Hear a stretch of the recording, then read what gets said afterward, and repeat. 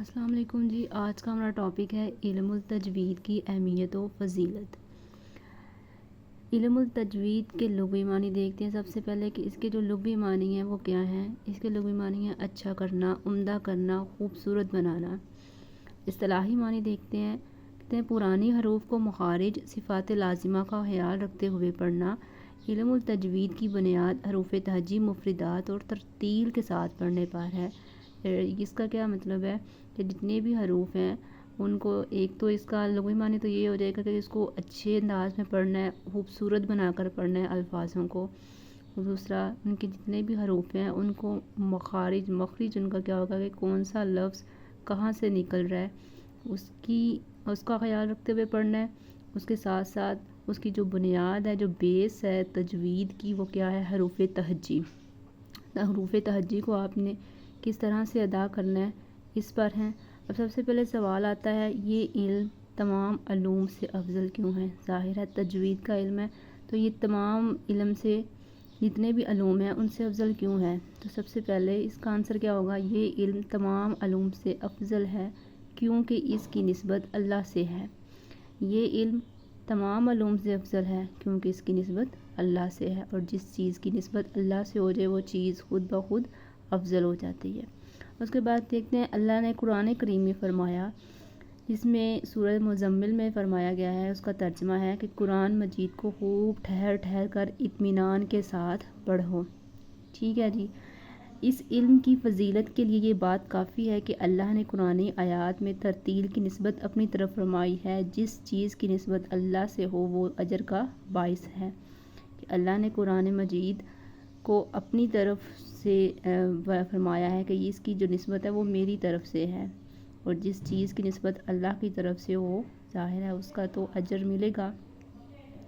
اس کے بعد ہے علم التجوید کا سیکھنا ضروری کیوں ہے؟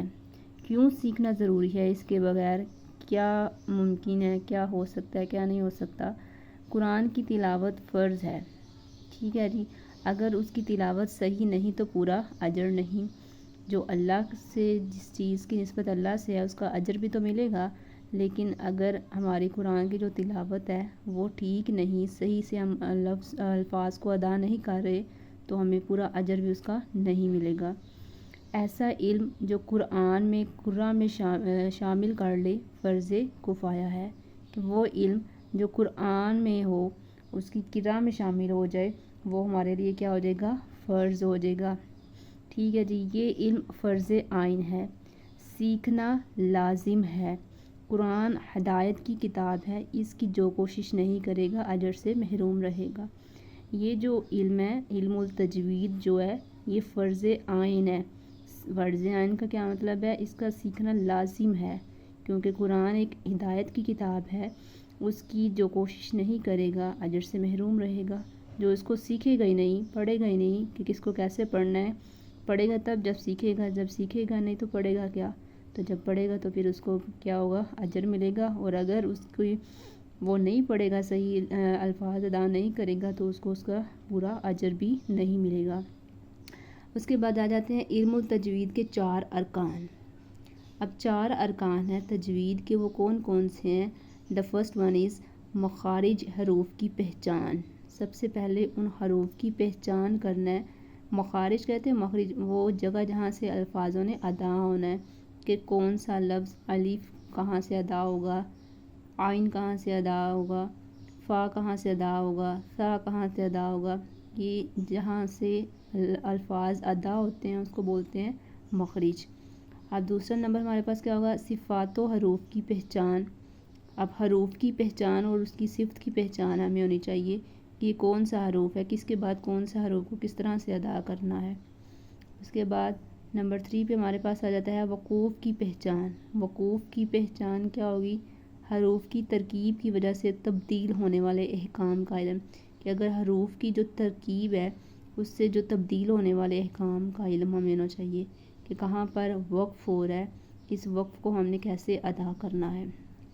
اس کے بعد آ جاتا ہے زبان کو حروف کی صحیح ادائیگی کا عادی بنانا۔ اب زبان سے حروف ادا ہونے ہیں، تو جب تک ہم ان حروف، جتنے بھی حروف ہوں گے ان کی پریکٹس نہیں کریں گے، ان کو زیادہ سے زیادہ نہیں پڑھیں گے تو اس سے کیا ہوگا کہ وہ ہماری عادت نہیں بنے گی. جب عادت نہیں بنے گی تو ہماری زبان سے ادا نہیں ہو سکیں گے.